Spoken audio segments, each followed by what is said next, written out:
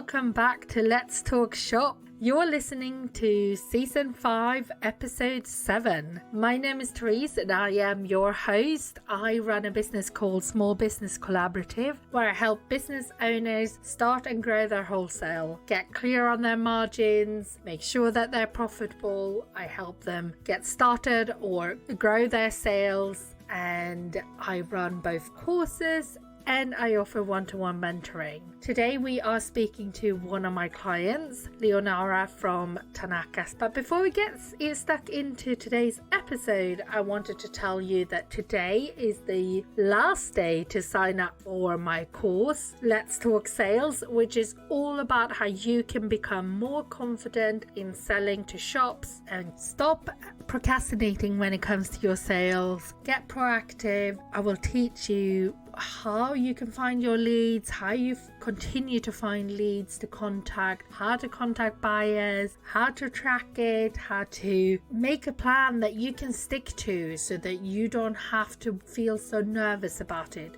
I will tell you what language to use and how to get more confident selling your product. We start tomorrow, which is Tuesday, the 11th of May at 12 p.m. and I could not be more excited. There are 15 spaces up for grabs and all the details can be found on my website. Of course, you can head to the show notes if you want to have a look at the course. But now let's get straight into my conversation with Leonara from Tanaka. Hi, Leonara. Thank you so much for coming to Let's Talk Shop.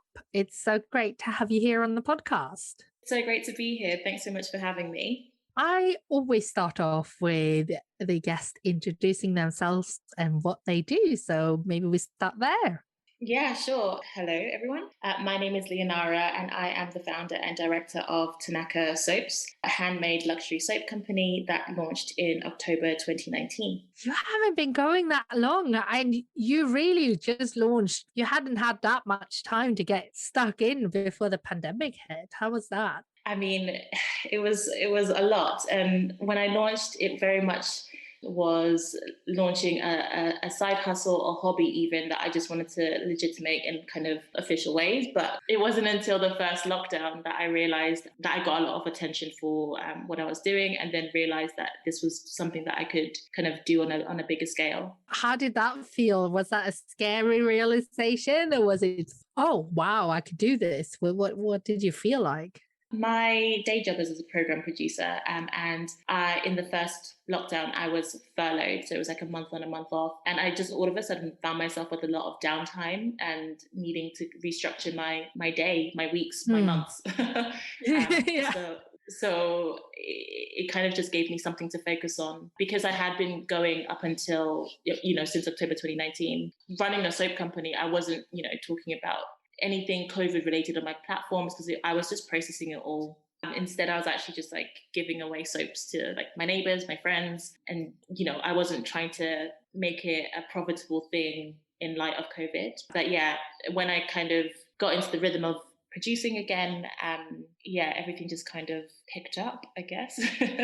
I mean, that's good. That's what we want to hear, isn't it? How come you started making soaps in the first place? Why soaps? That is a very good question. And I have a tendency to think about it in a bit of an esoteric way, because even to me, sometimes it doesn't necessarily make sense. I'm like, why soap? How did I land here? And I think somehow there's like ideas that are like mingling around in the air, if you will, and they just need to kind of like land with someone, take root, and if it's a thing, then it flourishes. If it's not, then it goes on to the next person. But I grew up in Zimbabwe, and I remember so clearly, like my childhood was punctuated by school holidays, playing in the garden. I grew up in the city, but we still had much more space, and I would be making tinctures in my mind, like making hydrosols with like the petals from the plants, and all these seemingly silly ways of just like entertaining myself and like passing the time. But essentially,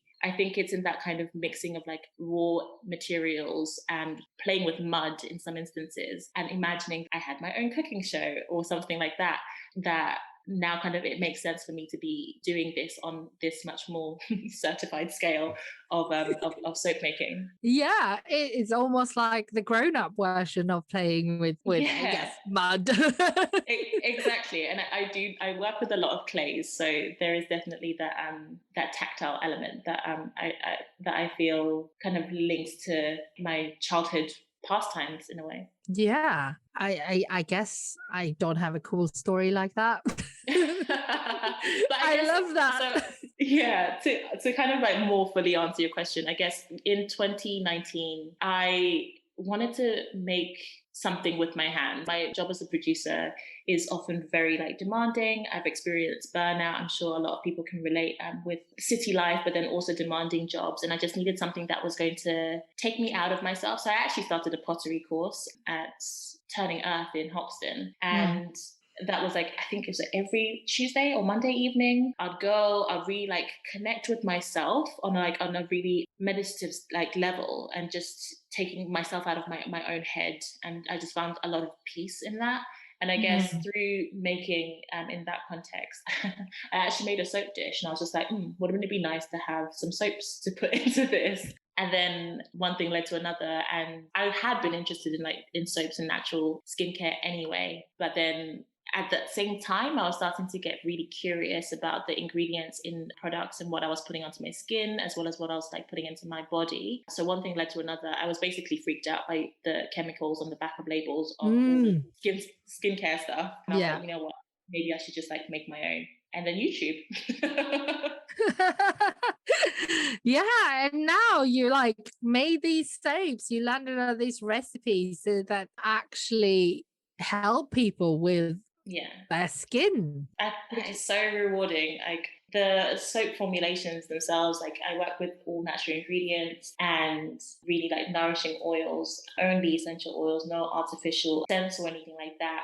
And then all natural like botanicals. When I was kind of like discovering soap making as like a hobby and just like learning, a lot of the makers I was coming across were like all of the color, all of the micas, and just like really like bright blue. And I was like, is that Mm. bright blue like derived from anything natural? I mean, I'm sure you can find indigo is a natural dye that you could use. But I guess, yeah, I was very, very intentional about making something that was going to benefit skin health. And I've suffered with like troublesome skin at times in my life, usually as a result of stress. I remember, yeah, when I was in uni, I had like really bad acne, which was stress induced. So Mm. finding natural ingredients that kind of like responded well to those irritations was really important to me. So like it's all the more rewarding when people have reached out to say, oh, I've got really bad eczema, but like your skin, I mean, your soap has been one of the best products I've used. Like honestly, it makes the whole thing so worthwhile. Soap is not the easiest thing to do. It's a lengthy process, isn't it? It is, yeah. It's an exercise in patience.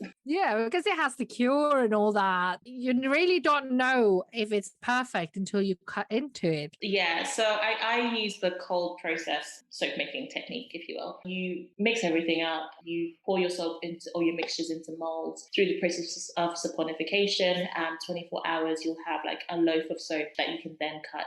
And then it needs to sit for 4 to 6 weeks, but usually like 4 is sufficient for, I guess, like some of the water to like dehydrate from the soap, so that you're left with something that's a little bit milder and Mm. more gentle to use.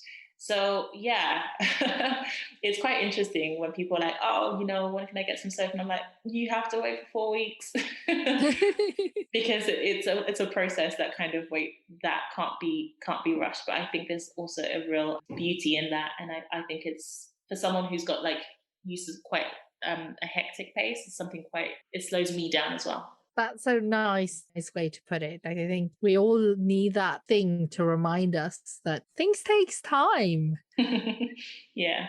even if we're often impatient, of course. Yeah, I think we're just so used to like that instant gratification as like a society. So there's something about going back to basics that I think we've all experienced over the last like 12 months. So it's just acknowledging that where we can't purchase convenience, and not to say that my soap is the only soap available to buy, but if it takes as long as 4 weeks to make, then there is something that you kind of just have to respect about that process and just, yeah, appreciate it. I do at Yeah. least. Think it's really nice. I just like using soap so much now versus before using shower gel and stuff. I mean, like Oh I my God, really yeah. enjoy using it's much more enjoyable for some reason, not just for how it feels like afterwards, but just the process of using the action of using a soap is really lovely. Yeah, I guess, I don't know. Maybe there's something subconscious of like you're only encountering a natural object rather than like, I don't know, interacting with like a cold, hard plastic or something. But one of the motivations in making soaps for myself before I even thought that this could be something where I was sharing them like with, I mean, my friends and my family and then like everyone else, I just wanted to have like less plastic bottles in my shower. It was an aesthetic reason in some instances. Yeah. But then also like very much an environmental one. You use the whole thing, it's zero waste and it's so much better for your skin. Like I found, especially early days of like the first lockdown, having to wash our hands all the time, my hands were dry. And then it wasn't Mm. until, we were all locked down and I was then only in my home using my soap that I kind of got them back to normal. But yeah, there's something really stripping too chemically, that's not the technical term, of store-bought shower gels and hand gels and stuff like that. Yeah. And so moving on to kind of growing your business and that, how did you get your first stockist? So when I launched, I had it in my idea, like I had the idea that it would be cool to be in a shop, but I didn't really know how to go about it. I was actually approached by my then local, I want to call it a bougie shop, but that's not right. It was like a lovely, independent shop, small business Yeah. called Gently, and they have I think 3 or 4 stores in Southeast London. But I had just launched the Instagram and had a small number of followers. And then I got a DM, and I thought they knew somehow that I was local because I was literally around the corner from them. And so it all turned into like a beautiful coincidence when that approach came from Mercedes. And yeah, but that was the very first one. So yeah, shout out to Gently who've been with me since day one. And then the others, I approached myself, just sent some emails around, dropped in some samples. Yeah, it was very organic. That's nice. And did you start local first after that first one? Did you, because you said you dropped in samples and stuff, were they mainly local in the beginning then? Yeah, they were. And then as kind of things started to pick up, I'd say in last summer, it, it all kind of went a bit crazy. And now I have stockists around the country, which feels crazy to say, but it is really amazing. I actually have a lot of stockists in Scotland. So yeah, it's now a little bit, it's still local, but like nationwide. That's so cool. And how many have you got now? Oh, that is a good question. This is, I don't mean to say this in a big-headed way, but I've lost count. I think we've got over 40. We've That's got over, amazing. yeah, 40 stockists, one in America, one in Singapore, and then the rest in the I mean, that's just really cool, right? To say that you have a UK. stockist in Singapore. Yeah, it feels a little bit surreal for something that essentially started in my kitchen without I wouldn't say it was like without ambition, but it's just without, basically, I couldn't have predicted this. At what stage of growing your business did you think, oh, this could really become something? It's funny because that moment wasn't anything. I really remember specifically the moment that I was like, oh wow, okay, this is a thing. It was actually like born out of so much pain. So it was around the murder of George Floyd that there was a lot of social media activity around amplifying Black voices, supporting Black businesses. And I, at that point, had I say reasonable for me, like a reasonable following. I think maybe like 1,000 or so people on Instagram. Mm. And I've made kind of connections with other small businesses, like-minded, candle makers, or yeah, people who sell like homewares and stuff like that. Mm. So I guess it was in that moment that I got swept up in that momentum, and Tanaka's following, I don't know, probably like doubled in the space of a week or something. Was that because you were shared as a Black owned business? There were so many posts about it then, right? Yeah, exactly. And it was, yeah, exactly, you're right. I was shared through that hashtag and then, other similar ones. Mm. And then I guess it was a moment where stores started to take stock of who they had in their, whose products they were stocking. And yeah, I don't know. It feels really difficult to say that that was the moment that I realized that Tanaka could be a thing. Because, as a Black woman myself, I remember that time really clearly, and it was like a grief like I've not experienced in a long time, even though it was like Yeah. far away in a way, like remote. Yeah, it was just like a very confusing time, and then all of a sudden, like your business starts to do really well. Yeah. Yeah. Did you find it confusing as to like why that death? Why that moment in time made so much difference? I mean, lots of positive things has come out of it, but also a lot of hard things, conversations and thoughts. Yeah. I think it's got a lot to do with where we were all at as a Mm. globe, like on a global level. Most people, or most countries, sorry, were like locked down. COVID was really real and scary and less known in terms of like what it was. So, that intense lockdown of just you could not leave your house, Mm. which it's nice to, in a way, have that hindsight to look back and kind of start to see how we've come through that. But I do think it's something about people not having much else to do. Sadly, Mm. like a lot of other people have been killed by the police in the US and Yeah. also here. But here too. Very much I so, mean, yeah. But I think it's like that pace of life where yeah. you can take in a headline but not really process it because your day to day life is you've got other demands on your attention. Whereas if Mm. this was inescapable, it was right there on camera, and we just kind of had to sit with it and really like bear witness. It's nice that so many positive things has come out of people being more aware, having more discussions. Of course, a lot of Mm. negative too, but things like you growing your business, people being more aware of who they buy from and what business they're supporting with their money. Yeah. That's a nice thing that has come out of this. And Yeah, I I think, mean, definitely, and but that's where the personal tension kind of yeah. arose for me, because I was like, George Floyd should not have been killed; he should be alive to this day. But I think it's the difficulty in acknowledging that me, and I do really kind of pinpoint that transition or that change in Tanaka was very much down to that moment. I know that to be a fact. Not to say that it wouldn't have grown on its own or in other ways, but it's a lot to kind of, it's just a lot.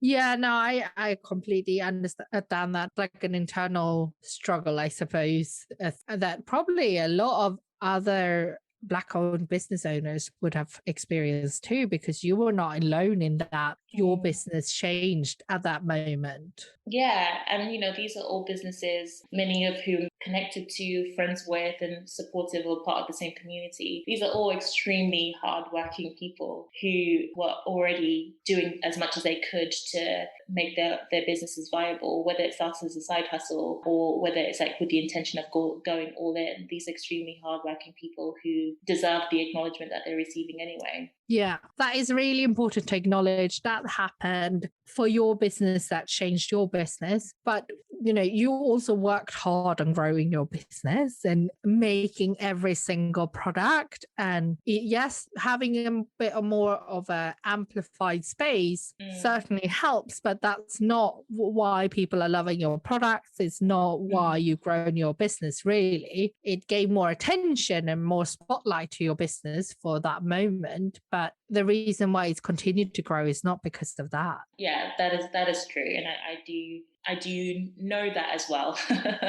Yeah, I do take some credit as well. I work very hard on Tanaka. It's like my passion. It's not like my passion; it is my passion, and I get so much out of it. And I think it's also in the feedback of customer experience and just people telling me about how beneficial it's been and how much they enjoy using the product and stuff. So I also take the credit where the credit is due. Yeah. And I think that's really important as a business owner, actually, to realize that, Massively. you created this. I mean, yes, you had a bit more, I suppose it's like when you're featured in a TV show or in a press, you get a little bit more public attention, but you had already formulated the product. You had your branding designed. It's not, you didn't develop the product right there and then. It was already No. in motion. Yeah, exactly. Yeah. And I think it's just, I think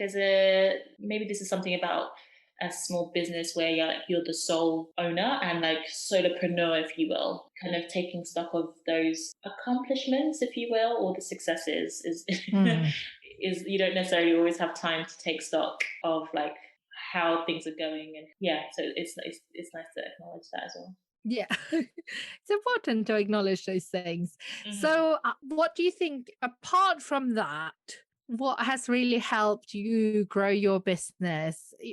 Apart from that, find attention, how have you else grown your business? Because you do work on and off full time, I guess, over the last year with COVID and stuff, but you do have a day job, and obviously soaps are a time consuming thing to make. So how have you kept up demand and grown the business?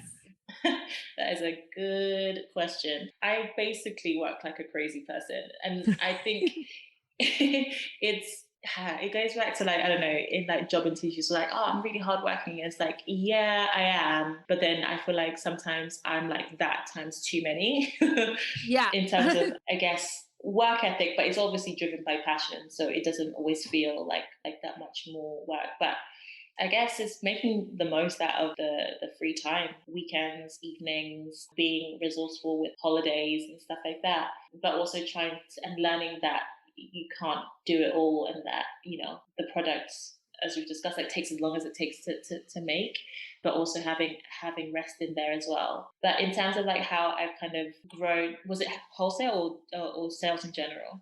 I guess your business in general, first of all. Well, I work with an amazing business coach. And because I don't have a business background, and everything on the admin side of things is learnt. I have very strong admin skills, like my day job as a producer, so like Excel sheets and all that kind of stuff, and the creative stuff, and like an eye for detail and design as well. I'd say it's like an amalgamation of like my skills today, but I don't have an understanding of like tax or how to set your wholesale prices and stuff. So I guess in the beginning, when it was this little thing on the side where if I didn't have stock on my website for like a month, no one was coming for me.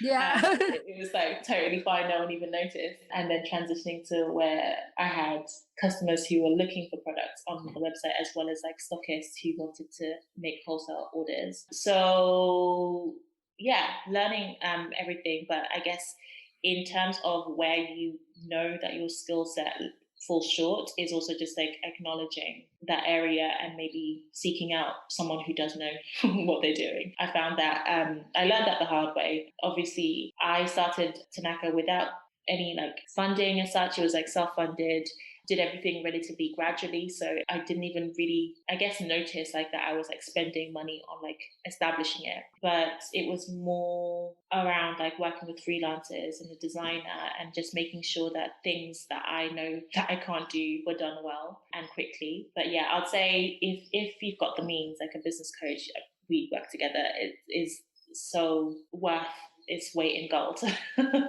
It's just amazing to, without any prior business experience, to have someone essentially guide you and someone you can ask all those questions that seem absolutely basic, but just having someone explain, what's needed is really, really useful. I think it's useful. I always work with someone too, and I try to continue to learn. But it's hard to take a step back by yourself sometimes and see what is priority and stuff. So even we started working together when it was really busy. Yeah, I think it was like July Yeah, so 2020. like for you to recognize that you needed some guidance or help when you've Hmm. had very little time, I think is a real hard thing to do, and actually. Yeah, I don't know. I think I came across what you do through, I think it was the podcast actually, which is an amazing full circle moment for myself.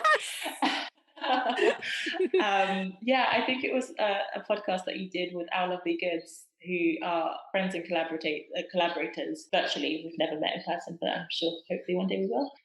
Me too. I never met them in person. I would love to Yeah, meet them in person. all these connections that have been made during this time that are just, yeah, it doesn't even seem normal, but I guess it is like the new normal that we're working with. Obviously, we work together on your wholesale and business in general. And then you also have some other help with social and stuff like that. Yeah. So it's like powered by a team of like, well, I can't, do I have a team? No, there's me, and then I've got a social media manager who kind of like looks after socials, helps to generate content, and kind of like keeps things ticking, whilst that allows me to focus on preparing orders and stuff like that. And it's just really fun actually to have someone to bounce ideas off of. Like, her name is Rachel, she's brilliant. And I think that was a real moment where I realized that I didn't have to do everything on my own. Yeah. And actually Yeah. you realized that quite early on because not everyone invests in their business up front because you had your branding done early Mm, on and it wasn't done by you. And then obviously we started working together as soon as you really soon after you got really busy. And then mm. like Rachel came on board not that long afterwards, right? So you No. realized that you needed help. And I think that's a difficult decision to do in the beginning. Yeah, it is difficult. And I think mostly because of like the financial investment of like acknowledging how to bring in the help, if that makes sense. Mm. Like, I'm still kind of like wrapping my head around a lot of the finance elements, but it's just acknowledging that I only have so many hours in a day and I can't do it all. But also, if I want to have the level of output and the quality that I want, it's about, bringing people in to support. And also, I think it's a time saving thing as well. I make and wrap every single bar of soap that people receive, and that could be in a month. I could maybe make and wrap about 1,000 plus bars of soap. That's a lot of time, and I guess it's just acknowledging how best to spend it, and also on the things that I'm not as strong with. So I work with a copywriter who Mm. like helps to bring out the storytelling of, not the storytelling, the story of the product, but then also the story of myself and Tanaka. And I could have done that maybe, but it Mm. would have taken me a really long time and I probably wouldn't have enjoyed the process. But I think it's just peace of mind and just knowing that you're in safe hands often. It's like finding people yeah, you feel able to work with on a really like close and personal level, because essentially Tanaka's my baby. Like, and I'm very precious about it, and I'm also a backseat driver sometimes, so it's a lot to just kind of to give it over to someone. But Of I think course it is. I don't see it as giving it over to someone. I just see it as like bringing more people into the fold. And I think that's a good way to look at it. I think Yeah. to grow it and still work in a day job, if we call it that, Mm, it's a challenge. It's nice that you recognize that it actually every single task doesn't have to be done by you. Some hmm. tasks definitely do, but some things other people could do better. And I love that. Yeah, exactly. So, I mean, you growing your wholesale was a little bit different to perhaps how most people do it, because yes, I certainly see a lot of people starting by having a few incoming inquiries, but a lot of your stockist has been incoming inquiries. Hmm. So how do you deal with that when they come to you? What's your process now? My process is, I guess, just kind of like having the channels open so that people could find me. Whether that's like saying my DMs are open, people can like just drop me a message on Instagram if they're interested in wholesale, and we'll take the conversation from there. But also having like a form on my website, really basic stuff Mm. like that. But that just make it easy for the person who wants to kind of inquire. And then like other things, I made a line sheet that's got like product descriptions, details about like pricing, terms, lead times, shipping details, and all that kind of stuff. That is essentially like a one-stop shop for people to gather all the information they need and make the decision on whether like they'd like to proceed and make an order. I found that was really useful. I didn't have that from the beginning, and there was a lot of back and forth and stuff. And when I love talking to potential stockists and like customers, anyone really about Tanaka, but I just wanted to find a way to minimize that back and forth. Yeah, a line sheet was a great way of doing that. Everyone's so busy. If you're talking, it's nice if you talk about things that couldn't just be in a line sheet, but like actual things, like what ingredients you use. I mean, of course, that could be in the line sheet too, but the kind of heart and soul of the business instead of what is the cost and how much do I have to order of this product and that sort of thing. Yeah, and I think I really feel like that's something that's really important to me. I don't ever want people to feel like they're ordering soap from like this massive company at all. Like, I mean, I'm not, firstly, but that personal dynamic is really important to me. I think maybe it's because like Tanaka is like so linked to like my cultural identity and also just in a way myself that I would really hate to kind of get to that point where it just like feels like a cold transaction. Oh, actually, we didn't cover this. What does the word Tanaka mean? So Tanaka is a really popular Shona name.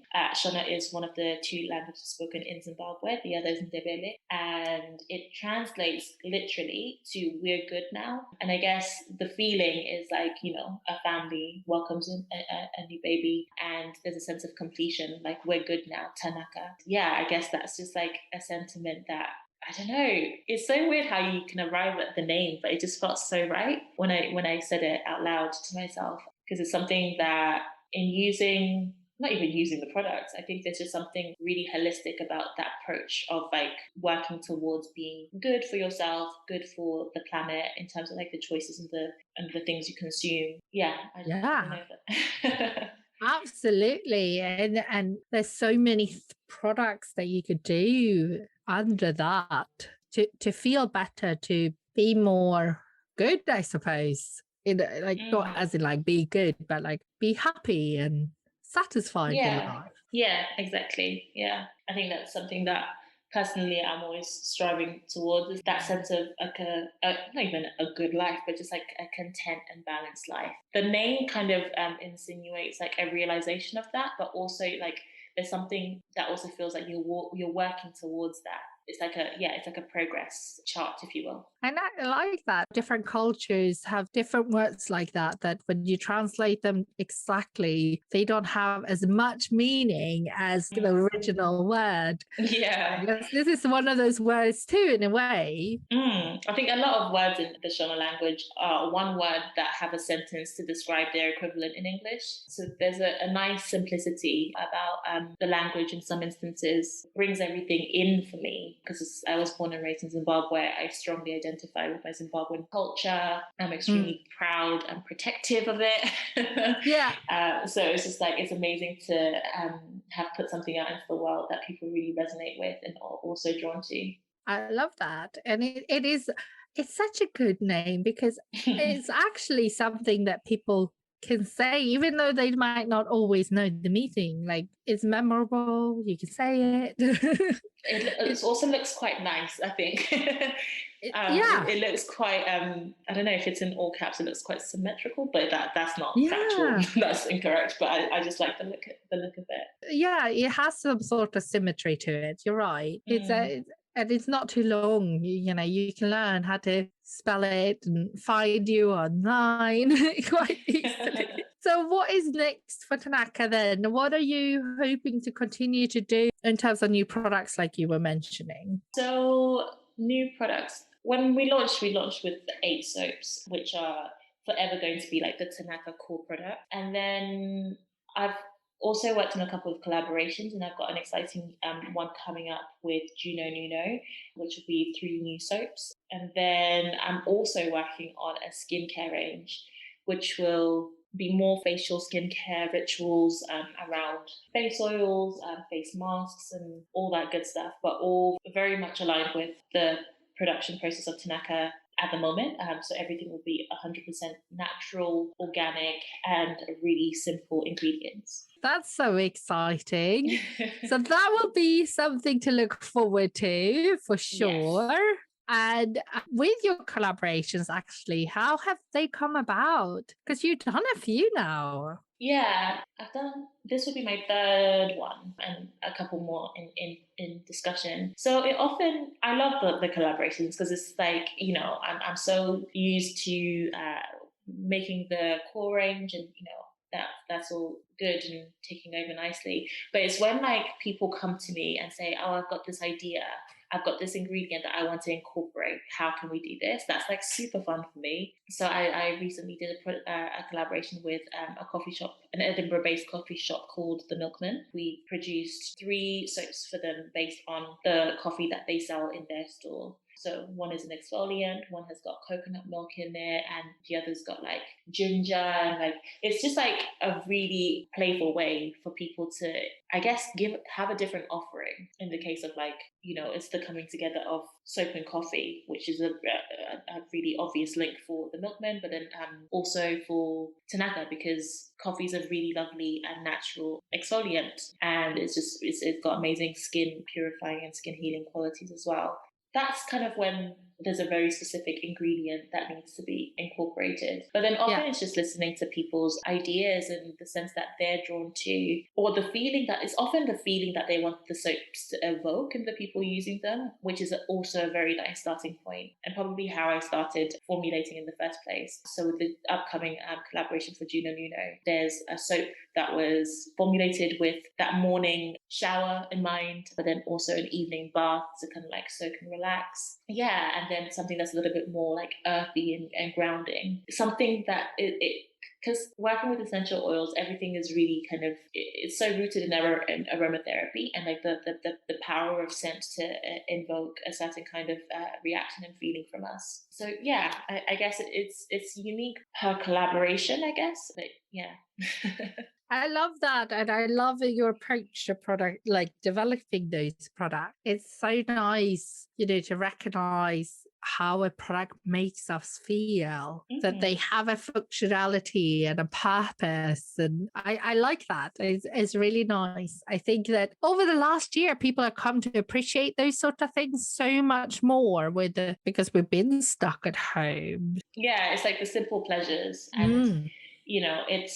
who doesn't want to start their morning with like a really enjoyable shower. It's not just I think there's certain things that we do that can be passed off as like mundane or really basic, but I Mm. think it's kind of like introducing ways to be a little bit more present in those moments that kind of help us to, I don't know, mentally prepare, if you will, or process what's actually going on beyond us. I think that's really nice. Do you have any top tips for other small business owners that are listening that you have learned along the way? Oh, so many. It's actually so many, but it's actually really hard to kind of like narrow it down. I would say start from anywhere. You don't have to have things finalized in your mind or I don't know, perfect.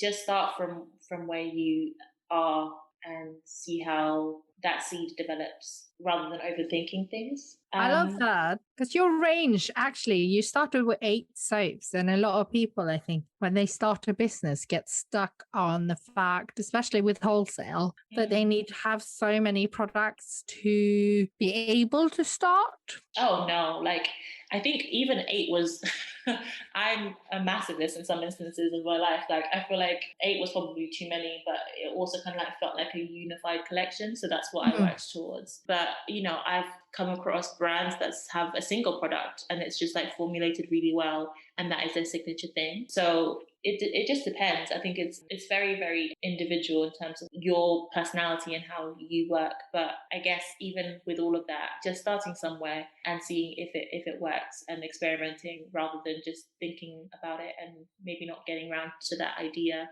And then I think more something around like not necessarily like a big lesson, but just like or top tip really, but more just like timing and that things kind of happen as as and when they're supposed to. And I say this for myself as an ongoing lesson and tip of just Yes. patience, patience, patience, patience.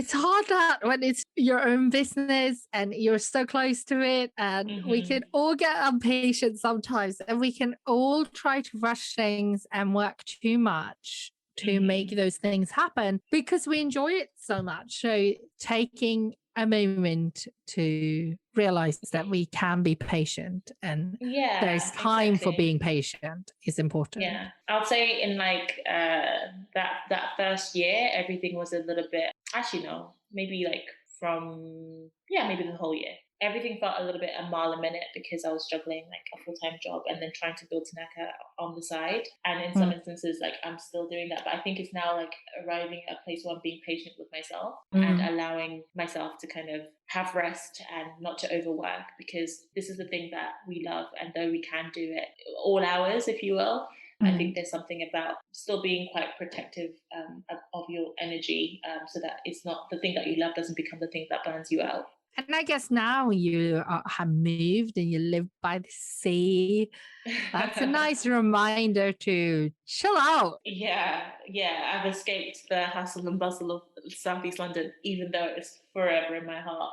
But yeah, like living by the sea, I relocated to St. Leonard's on Sea, and I'm like a lovely 5 minutes, if that, from the beach, from the pier. And I think much like the last couple of months, there's just a lot of perspective to be gained in these kind of like life moments that I'm going through. I guess it's acknowledging what you want and how you want to live, and what you need to change in order to live how you want to live.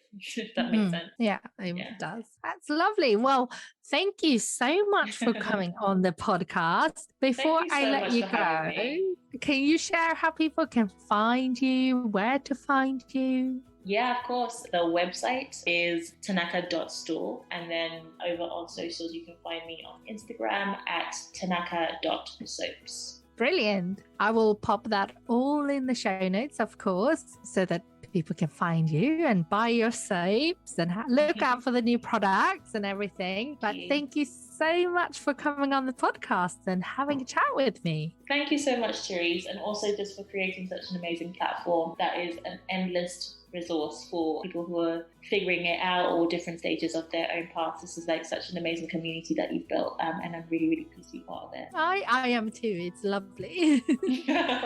I love it.